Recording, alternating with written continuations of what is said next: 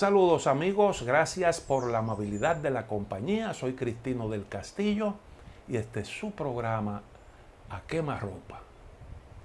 Hay que prestarle atención a lo que está ocurriendo en El Salvador, que a mí me parece que puede tener una gran repercusión no solo en ese país, sino a nivel de toda la región.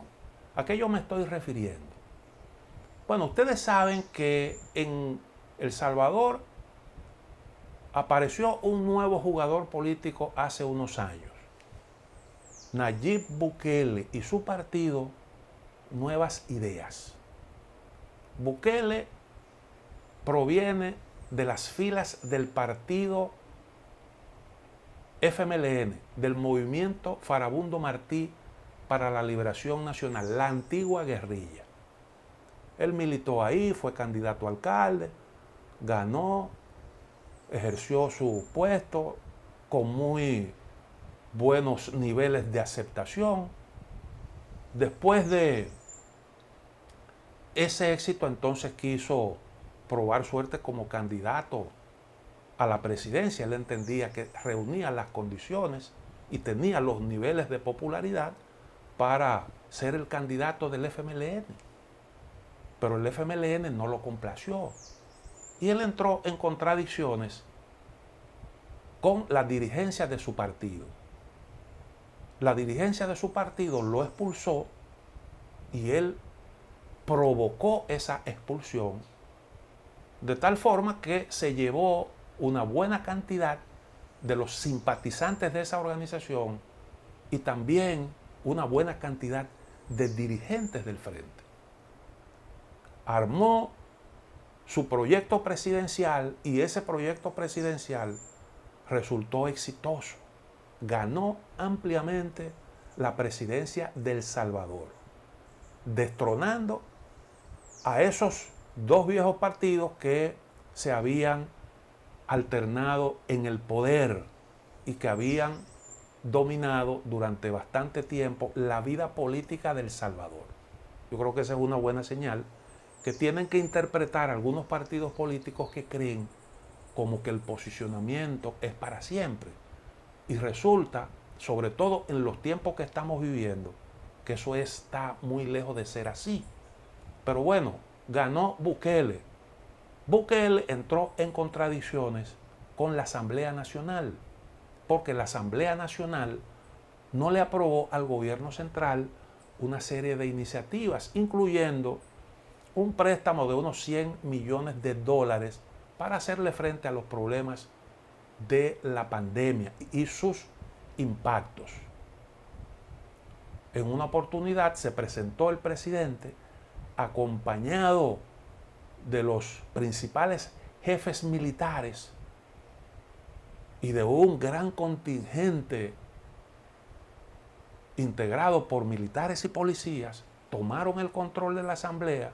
El presidente se sentó en la mesa presidencial, dio un manotazo y exigió que se aprobaran las iniciativas del gobierno, que se entendía el producto de la voluntad popular y que la asamblea no tenía derecho a obstaculizar. Ese era el argumento que se manejaba desde el gobierno. La asamblea no lo complació en todo lo que quería el presidente y en ese forcejeo se celebraron las elecciones parlamentarias. Esas elecciones fueron ganadas ampliamente por el partido de Bukele, que logró el control absoluto de la Asamblea Nacional. Con el control absoluto de la Asamblea Nacional, entonces ahí se producen decisiones importantes, como la destitución. Esa fue la primera decisión de la Asamblea, la destitución de los miembros de la Suprema Corte de Justicia y de los integrantes de la Corte de lo Constitucional, que es el equivalente a lo que nosotros tenemos aquí como Tribunal Constitucional. Allí funciona como una sala dentro de la Suprema Corte de Justicia que tiene esas mismas funciones. ¿Qué se alegó para producir esa decisión? Bueno, que la Asamblea es soberana, es la responsable de designar a los miembros de ese tribunal, de esa alta corte y de la Corte de lo Constitucional. Naturalmente hay una ley que prevé un periodo para el cual se designan esos magistrados y un procedimiento también para su sustitución. La Asamblea le correspondía, ya dentro de un tiempecito después de haberse instalado, la sustitución de 1/3 de los integrantes de las mismas. Pero se optó por producir la destitución de todos los integrantes bajo ese alegato. Y eso indiscutiblemente trajo una gran polémica, mucha protesta, se le acusó de dar una especie de golpe de Estado institucional, pero las cosas no terminan ahí, porque más recientemente, entonces la Asamblea Nacional aprobó una nueva ley de carrera judicial y mediante esa ley de carrera judicial se produjo la destitución de 1/3 de todos los jueces del país y de una gran cantidad de representantes del Ministerio Público, de fiscales. Todos los jueces que tenían más de 30 años en el ejercicio de sus funciones o como miembro como jueces, todos los que tenían más de 30 años en la función de jueces y los que tenían más de 60 años quedaban fuera del cargo, conforme a esa nueva ley. Y mediante una disposición semejante también quedaban fuera un montón de fiscales. Desde luego que un paso más hacia el control del aparato judicial en ese país. Pero las cosas no terminan en eso, sino que una de las primeras decisiones adoptadas por la nueva Suprema Corte de Justicia, designada por la Asamblea Nacional, controlada por el partido de Bukele, fue la de dejar sin efecto el artículo 152 de la Constitución que prohíbe la reelección presidencial.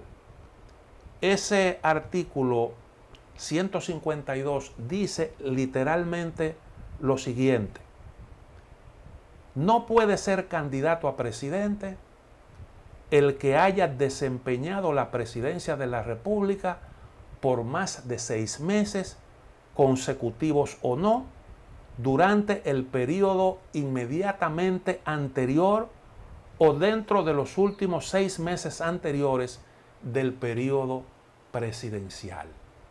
Mediante una interpretación de esa normativa, la nueva Suprema Corte de Justicia de El Salvador decidió que Bukele puede presentarse en el 2024 como candidato a la reelección y le ordena al Tribunal Superior Electoral tomar todas las previsiones para que esa disposición se pueda hacer efectiva.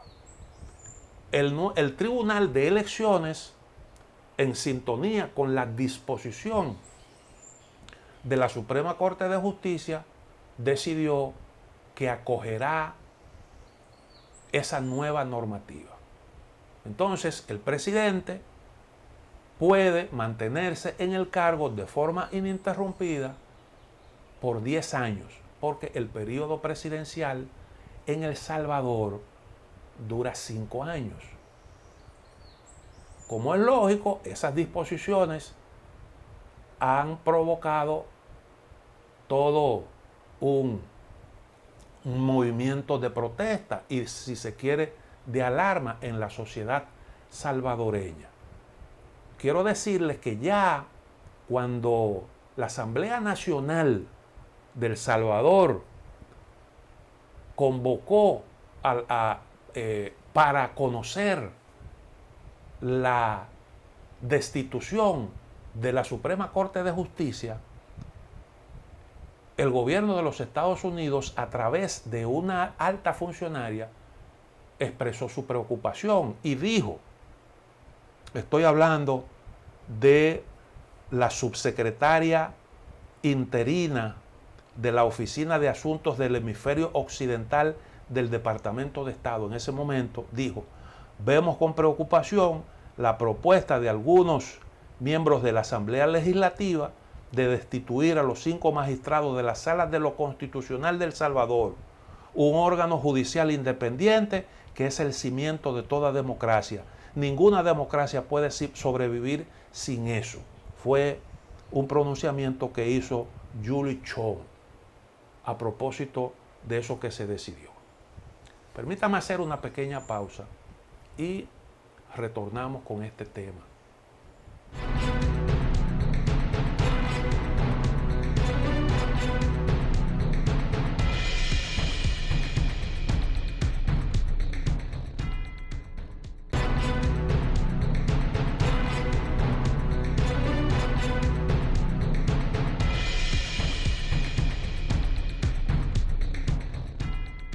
El tema de la reelección presidencial ha sido objeto de muchas controversias, de mucha confrontación en distintos países de la región. Ustedes recuerdan, por ejemplo, el caso de Honduras. En Honduras, el señor Zelaya, presidente entonces de la República, se planteó organizar una consulta popular no vinculante para conocer la opinión de la gente sobre el tema de la reelección prohibida por la Constitución del país. La Constitución establecía, consideraba un grave delito el solo hecho de plantear el tema a la discusión. Esa es una disposición constitucional interesante la que había ahí en esa Carta Magna. Pero el presidente quiso hacer esa consulta no vinculante.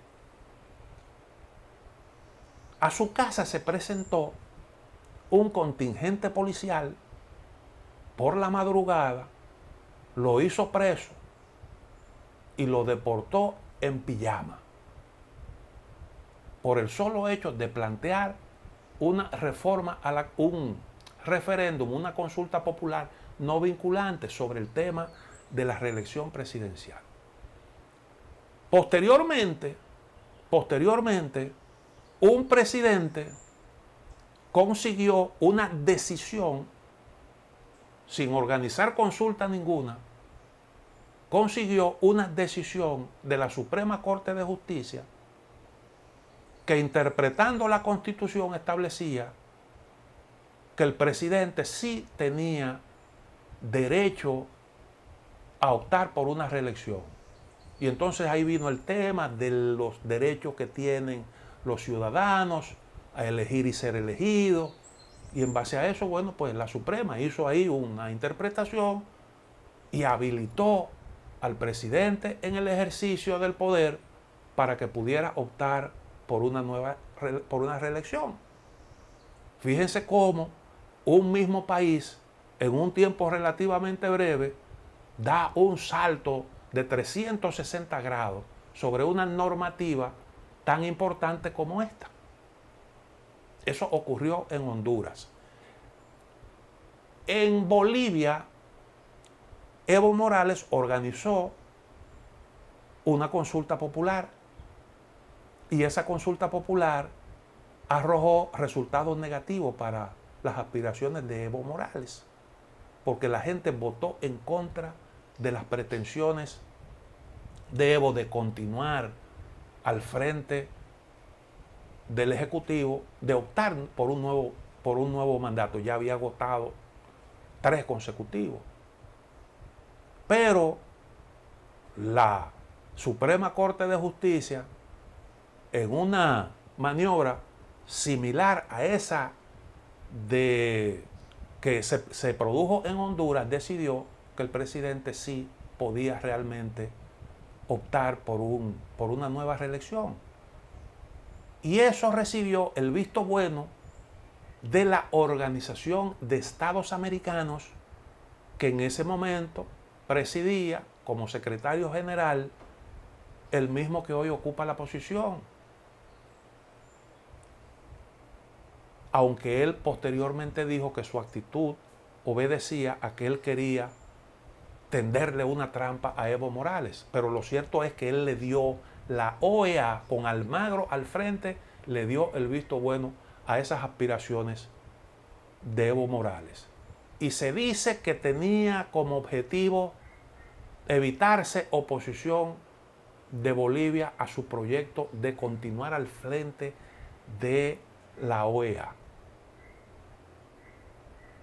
Después entonces se produjo lo que dio al traste con el gobierno de Evo, su salida del país, la formación de un nuevo gobierno encabezada por la oposición. Después entonces se celebraron nuevas elecciones que las ganó el partido de Evo Morales. Esos son episodios que todo el mundo recuerda. En Nicaragua, Daniel Ortega produjo también cambios en las reglas, porque la reelección estaba ya, Daniel Ortega había agotado, la reelección en forma consecutiva estaba prohibida en Nicaragua. ¿Y qué se argumentó? Bueno, que usted no podía violar los derechos políticos el derecho a elegir del pueblo, que el pueblo era el soberano y el que tenía derecho a decidir quién debía o no acceder a la presidencia de la República. Y bajo esa consigna se produjo un cambio de la normativa. En el caso de República Dominicana, también se estuvo manejando la posibilidad de un cambio en la Constitución. Y muchos entendidos hablaban del derecho que tiene el ciudadano a elegir y ser elegido. ¿Cómo es que usted puede cercenar, privar a un ciudadano de ese derecho a ser elegido? Y además de eso, del pueblo mismo a poder escoger tranquilamente, sin ningún tipo de obstáculo, quién debía ser el presidente. Eso se debatió aquí y el asunto terminó en la forma en que nosotros ya todos conocemos. En el caso de El Salvador, bueno, pues se acaba de producir esa decisión que mantiene este tema bajo discusión. El gobierno de Colombia sometió una consulta a la Corte Interamericana de Derechos Humanos. Los países tienen derecho a solicitar una opinión de la Corte sobre los asuntos que entienda importantes a la luz de las normativas del derecho internacional interamericano, de las principales normativas que rigen las relaciones entre los países de nuestra región, y esa consulta abarcaba los aspectos siguientes. ¿Es la reelección presidencial indefinida un derecho humano protegido por la Convención Americana sobre Derechos Humanos? En este sentido, 2. Resultan contrarias al artículo 23 de la Convención Americana sobre Derechos Humanos las regulaciones que limitan o prohíben la reelección presidencial, ya sea por restringir los derechos políticos de los gobernantes que buscan ser reelegidos o por restringir los derechos políticos de los votantes, o por el contrario, 3, es la limitación o prohibición de la reelección presidencial una restricción de los derechos políticos que resulta acorde a los principios de legalidad, necesidad y proporcionalidad, de conformidad con la jurisprudencia de la Corte Interamericana de los Derechos Humanos en la materia. Es la reelección presidencial indefinida compatible con la existencia de la democracia representativa en el sistema interamericano de protección de los derechos humanos? Fueron las preguntas que sometió el gobierno de Colombia a la consideración de la Corte Interamericana de los Derechos Humanos, que en fecha 27 de junio del presente año tuvo a bien pronunciarse sobre esos aspectos que sometió a su consideración el gobierno de Colombia. Y en su decisión, la Corte señala lo siguiente. A ver si puedo hacer un resumen. Dice literalmente la Corte: para responder la primera pregunta de Colombia, es necesario tomar en consideración dos temas principales. Primero, si la reelección presidencial indefinida es un derecho humano autónomo, y B, si la prohibición de la misma constituye una restricción de los derechos políticos contraria a la Convención Americana. En cuanto al primer tema, bueno, vamos a ver ahora qué solución le da, qué respuesta le da a las interrogantes de Colombia la Corte. Pero antes de eso necesito hacer una pequeña pausa.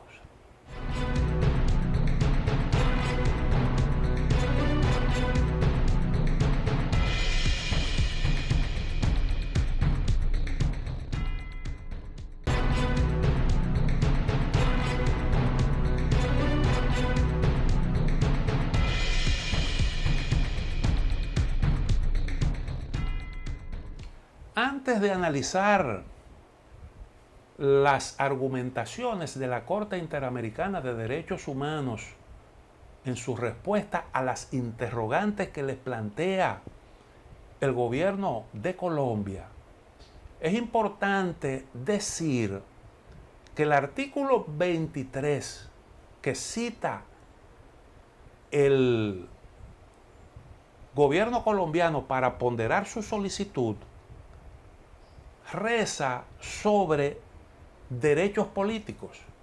Y en ese artículo se dice lo siguiente: 1. Todos los ciudadanos deben gozar de los siguientes derechos y oportunidades. A. Participar en la dirección de los asuntos públicos directamente o por medio de representantes libremente elegidos. B. De votar y ser elegidos en elecciones periódicas auténticas, realizadas por sufragio universal e igual y por voto secreto que garantice la libre expresión de la voluntad de los electores. Y C. De tener acceso en condiciones generales de igualdad a las funciones públicas de su país. 2. La elección debe reglamentar, la ley debe reglamentar el ejercicio de los derechos y oportunidades a que se refiere el inciso anterior, exclusivamente por razones de edad, nacionalidad, residencia, idioma, instrucción, capacidad civil o mental, o condena por juez competente en proceso penal.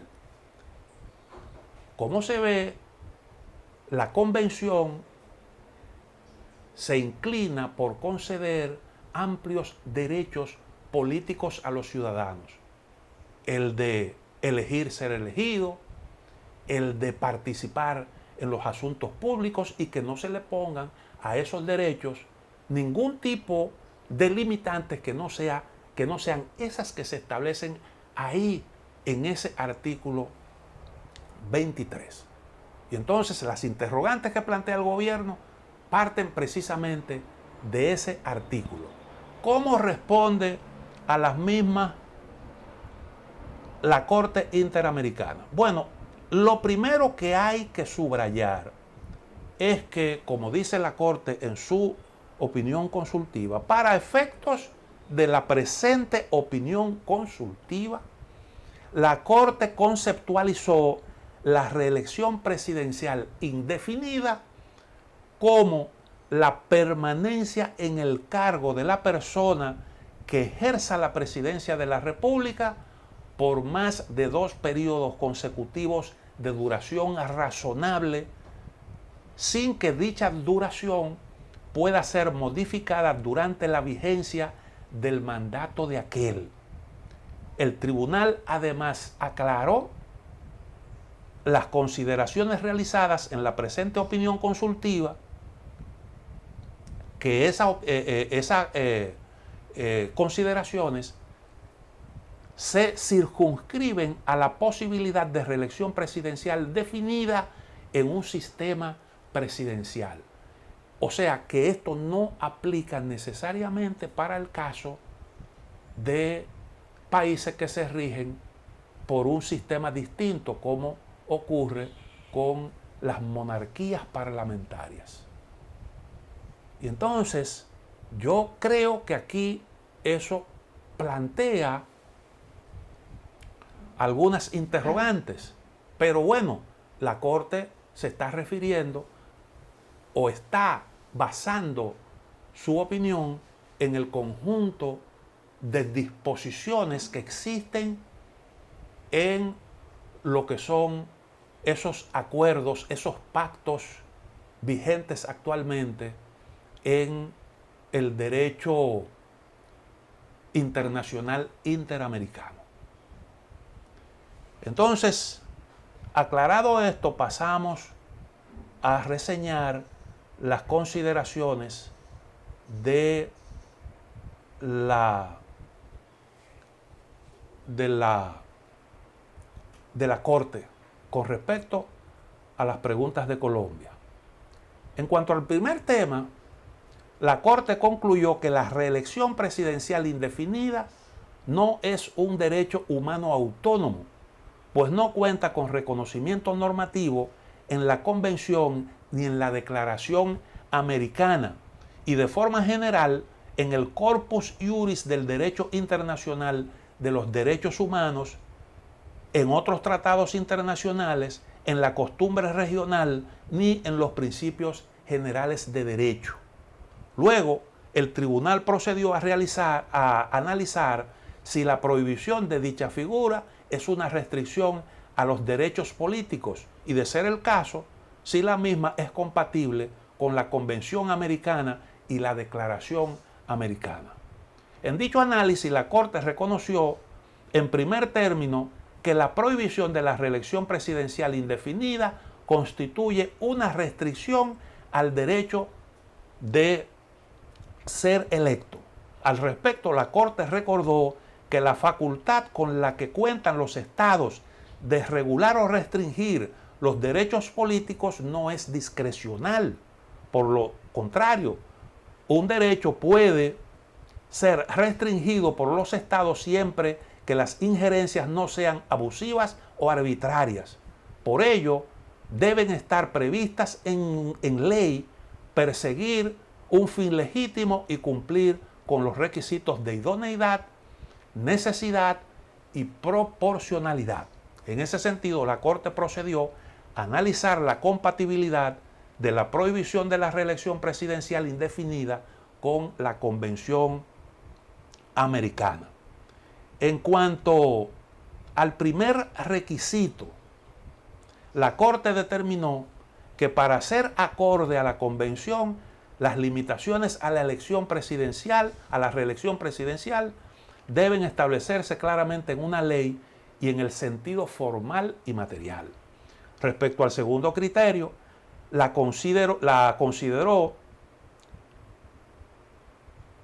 que la prohibición de la reelección presidencial indefinida tiene una finalidad acorde con el artículo 32 de la Convención, ya que busca garantizar la democracia representativa, sirviendo como salvaguardia de los elementos esenciales de la democracia, en tanto dicha prohibición busca evitar que una persona se perpetúe en el poder y de este modo asegurar el pluralismo político, la alternancia en el poder y protege el sistema de frenos y contrapesos que aseguran la separación de poderes.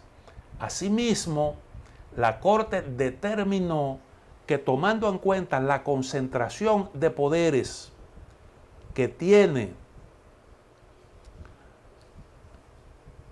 tomando en consideración la concentración de poderes que tiene la figura del presidente en un sistema presidencial, la restricción de la posibilidad de reelección indefinida es una medida idónea para asegurar dicha finalidad. Al evaluar la necesidad de la prohibición, la Corte no encontró otras medidas igualmente idóneas para asegurar que una persona no se perpetúe en el poder y que de esta forma no resulten afectadas la separación de poderes, el régimen plural de partidos y organizaciones políticas, así como la alternancia en el ejercicio del poder. Finalmente, al evaluar la proporcionalidad en sentido estricto, la Corte ponderó si las ventajas que trae la prohibición de la reelección presidencial indefinida para la alternabilidad democrática son proporcionales con respecto al derecho de la persona que ocupa el cargo de presidenta de la presidencia a ser reelecta, y por otro lado con respecto al derecho de los demás ciudadanos a votar y de participar en la dirección de los asuntos públicos por medio de representantes libremente elegidos. En cuanto a la potencial afectación del derecho de la persona que ocupa el cargo de presidente de la presidencia a ser reelecta, el tribunal consideró que el sacrificio que implica la restricción de su posibilidad de participar en las elecciones es menor y justificado para asegurar que una persona no se perpetúe en el poder y con esto prevenir que se degrade la democracia representativa. Hay otras argumentaciones importantes, las vamos a reseñar, pero permítanme antes hacer una breve pausa.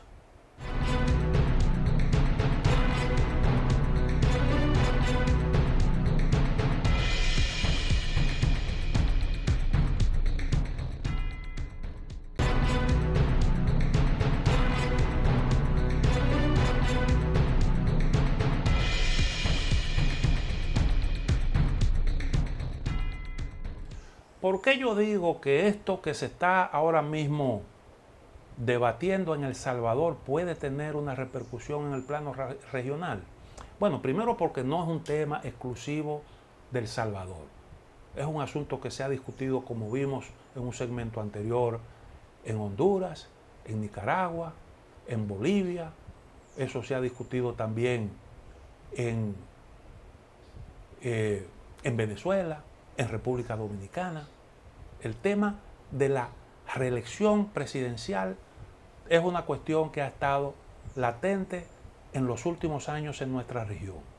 Estados Unidos tiene ahora una oportunidad para reiniciarse en materia de política exterior luego del fracaso de Afganistán. Digo reiniciarse porque el presidente Joe Biden ha planteado un cambio de estrategia. Estados Unidos, desde que cayó el muro de Berlín, ¿a qué se dedicó?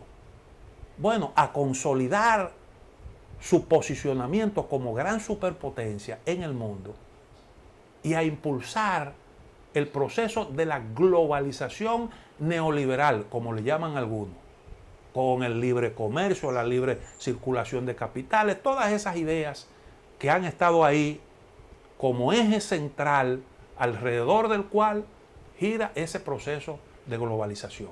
¿Qué ocurre? Que en esa estrategia, en el marco de esa estrategia, bueno, pues Estados Unidos intentó cortarle las alas a Rusia para que no pueda volver a intentar jugar el rol que jugó cuando era componente fundamental de la Unión Soviética.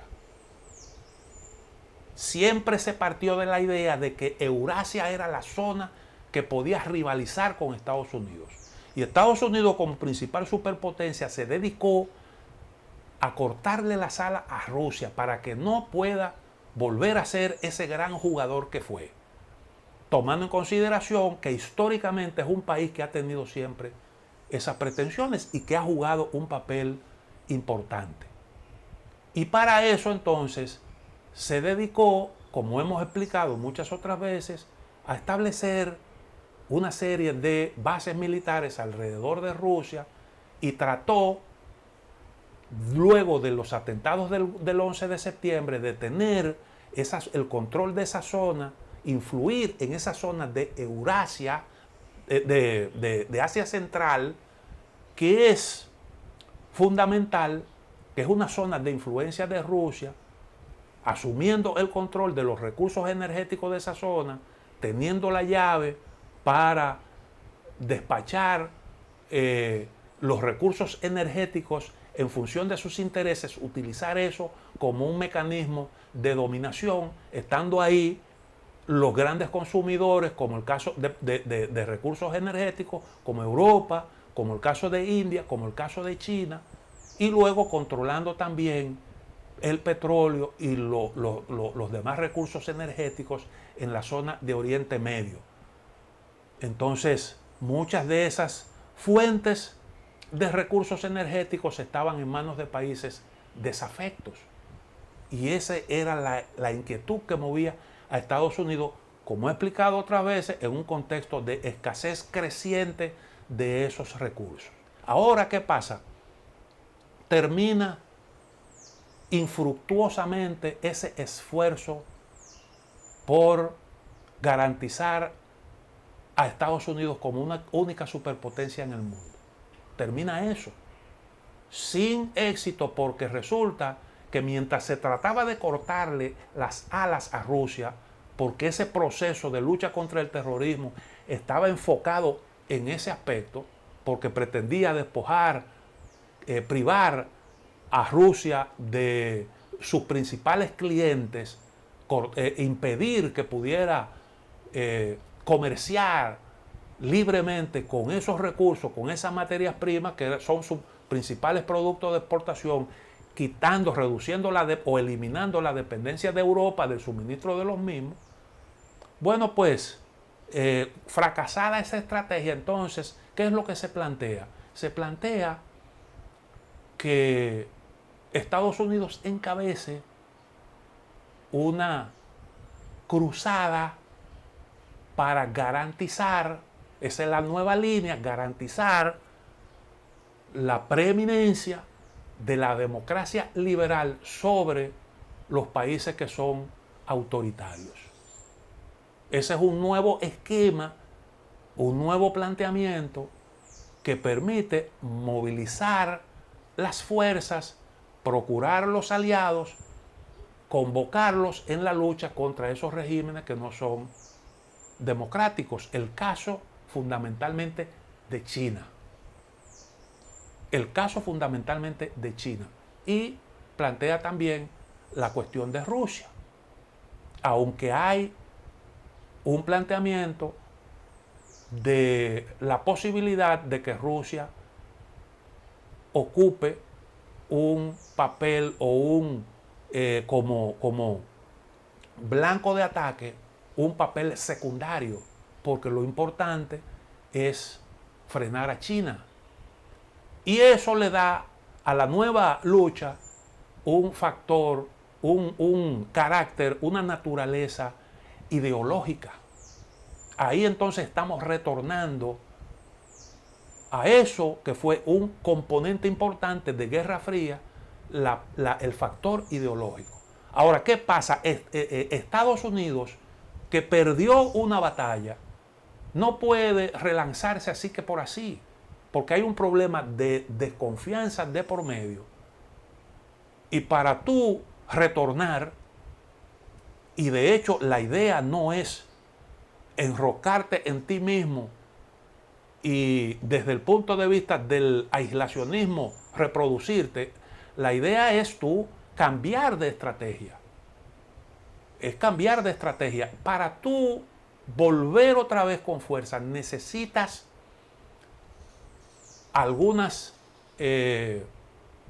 necesitas emprender algunas acciones que te permitan catapultarte. Y yo creo que esa realidad de América Latina le da una oportunidad a Estados Unidos de hacer un replanteamiento de sus relaciones con el hemisferio, con nuestra región latinoamericana. ¿Por qué? Bueno, porque tú tienes necesariamente que reformular eso. Porque como van las cosas en América Latina, ¿qué es lo que va a ocurrir? Bueno, lo que va a ocurrir es que próximamente habrán elecciones en Chile, habrán elecciones en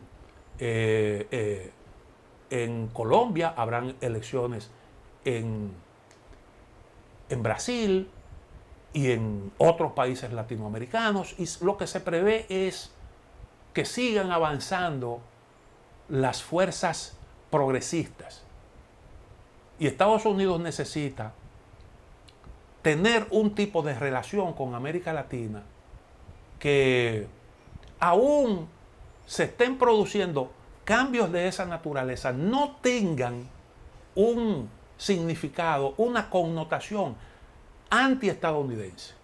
Que eso se pueda producir, que pueda haber un cambio de políticas con gobiernos progresistas a la cabeza, incluso favoreciendo unas políticas redistributivas, sin que eso tenga necesariamente que traducirse en empujes en contra de Estados Unidos.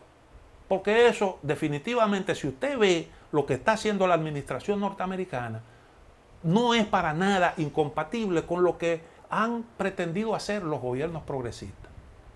Y entonces un cambio de estrategia en ese sentido puede favorecer una estabilidad en la región que necesita Estados Unidos para contener el avance de China en el mundo y también en nuestra región, porque China está compitiendo ahí mismo de tú a tú en la región latinoamericana con Estados Unidos. Ahora, para lograr un cambio en ese sentido, ¿qué es lo que se necesita? Además de la Carta Interamericana que establece cuáles son los criterios, cuáles son los parámetros que deben servir para medir si un gobierno es democrático o no, también tú tienes que ver cómo tú garantizas, cómo tú evalúas eso y tú garantizas que nadie se aparte de ahí. Eso no se puede dejar en manos de la OEA, que es lo que ha planteado López Obrador.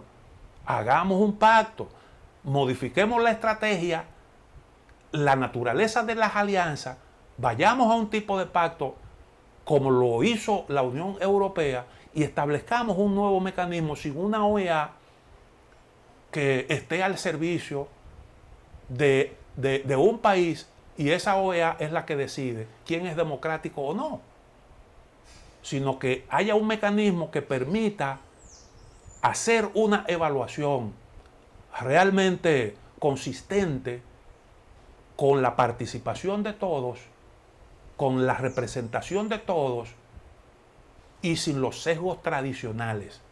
Cuando eso se consiga y hayan unas relaciones en función de que conjugue los intereses nacionales, entonces pudiera hablarse de un tipo de relación cualitativamente distinto que el momento reclama y que Estados Unidos tendrá que conectar con esa necesidad, porque los norteamericanos no son brutos. Ya ellos pudieron hacerlo cuando Alianza para el Progreso y todo el proceso de democratización de la región, porque se dieron cuenta de que con esos cambios era mucho más fácil contener el empuje de la Unión Soviética. Permítame hacer una pequeña pausa y retornamos con este tema.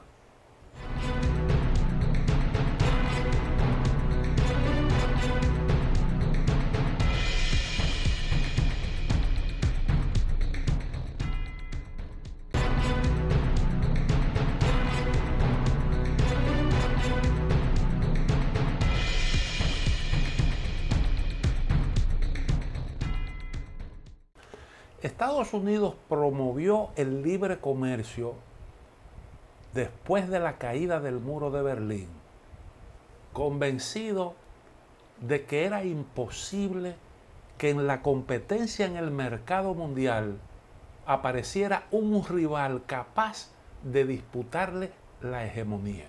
¿Por qué? Porque ellos tenían la economía más competitiva, ellos tenían la tecnología, tenían el conocimiento.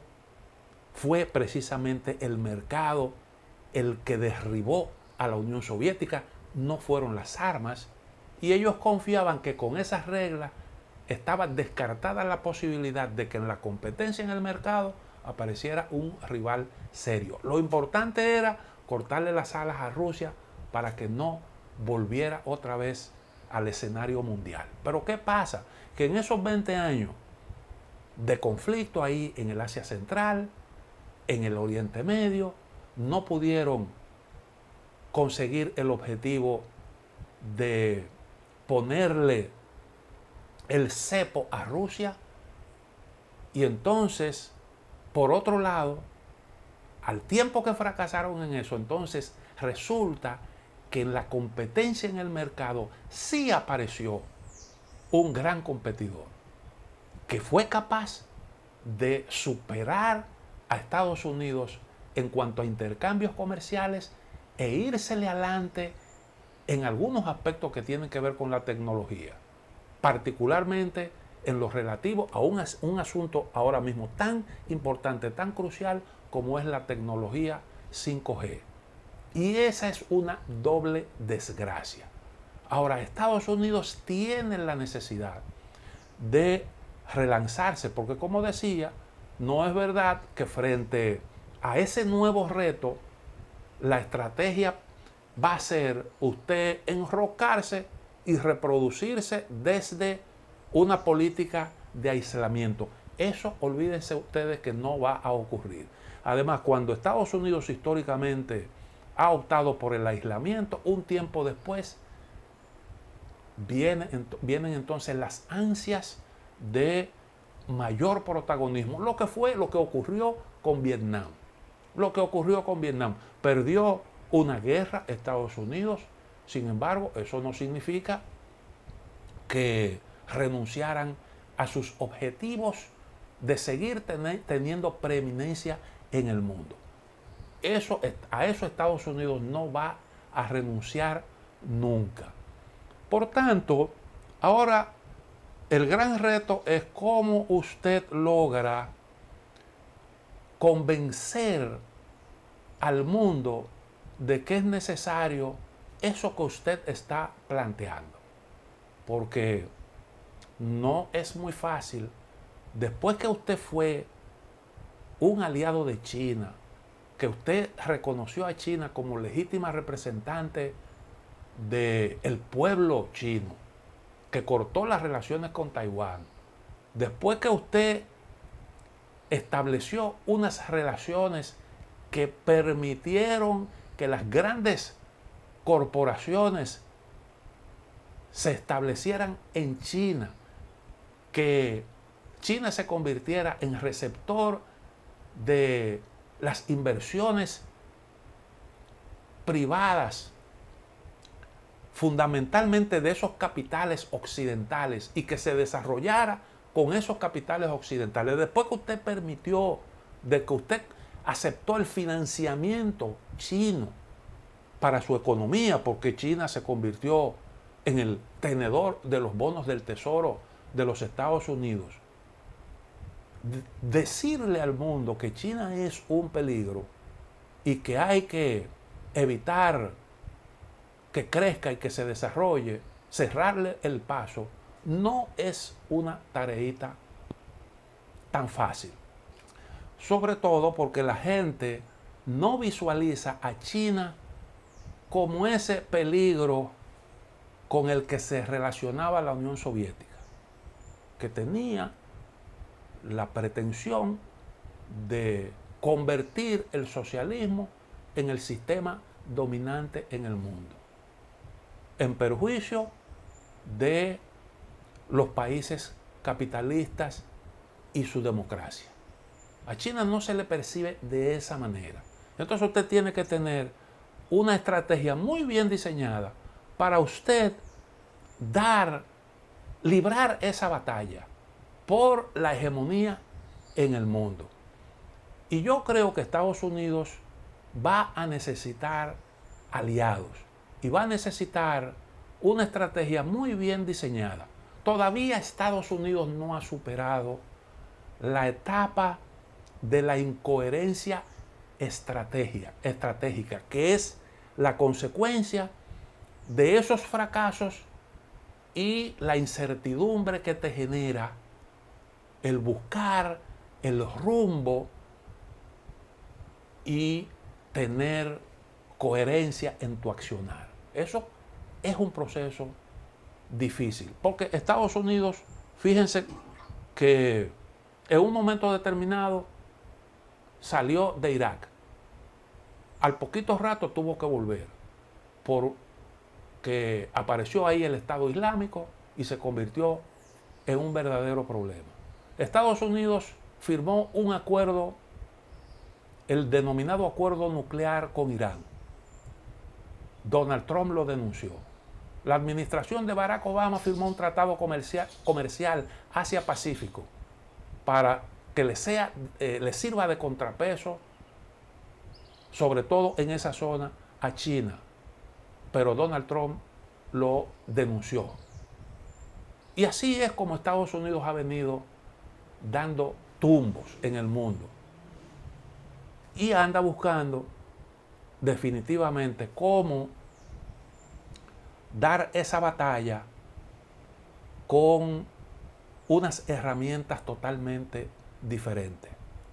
Pero hay un problemita con todo esto, y es que ahora lo que parece una tendencia, al menos hay esa inclinación a sacrificar el proceso de globalización, a imponer nuevas reglas en la competencia en el mercado para ajustar esas reglas a las nuevas conveniencias tuyas, tratando de excluir a China. Eso es un tremendo desafío, un tremendo reto. Ahora, en la América Latina, situaciones como la de Venezuela, como la de Nicaragua, eso ahora del Salvador, es un verdadero reto para esa nueva estrategia.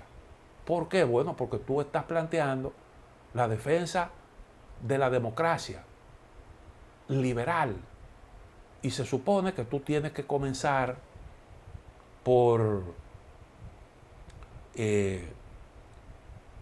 las relaciones con tus aliados. Ahí entonces viene el problema de esos aliados tuyos que no son, que tienen regímenes no democráticos. Entonces yo creo que América Latina le ofrece a la administración estadounidense esa catapulta que necesitan para relanzar su política a nivel mundial. Lo de Afganistán, de eso yo hablaré luego, no tengo mucho tiempo ahora, pero lo de Afganistán es un verdadero problema, porque ese salto hacia una nueva política tiene que producirse habiendo de alguna forma buscado fórmulas que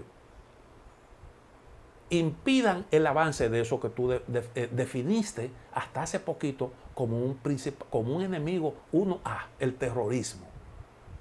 Y entonces vamos a ver dentro de poco cómo en Afganistán van a volver los grupos terroristas, porque esa ofensiva talibana no fue solo talibana de forma pura. Ahí hay grupos terroristas que también participaron en eso. Algo parecido a lo que se armó en Oriente Medio cuando emergió el Estado Islámico. Y usted verá entonces, usted verá cómo el terrorismo otra vez saca las garras y Estados Unidos se puede ver comprometido a tener que darle continuidad a aquello que ya inició.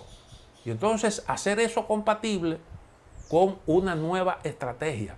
Sin eso, tú no puedes justificar una lucha por los valores de la democracia occidental. Cuando fuiste a contrarrestar el terrorismo, te retiraste de allí sin haber obtenido los objetivos planteados, y entonces ahora pretender iniciar esa nueva carrera con un desbordamiento, con un auge del terrorismo en esa zona que dejaste atrás. No será un asunto tan fácil. Yo reitero entonces, desde ese punto de vista, América Latina puede servir de catapulta a Estados Unidos. Termino aquí, no hay tiempo para más, nos vemos mañana si Dios quiere.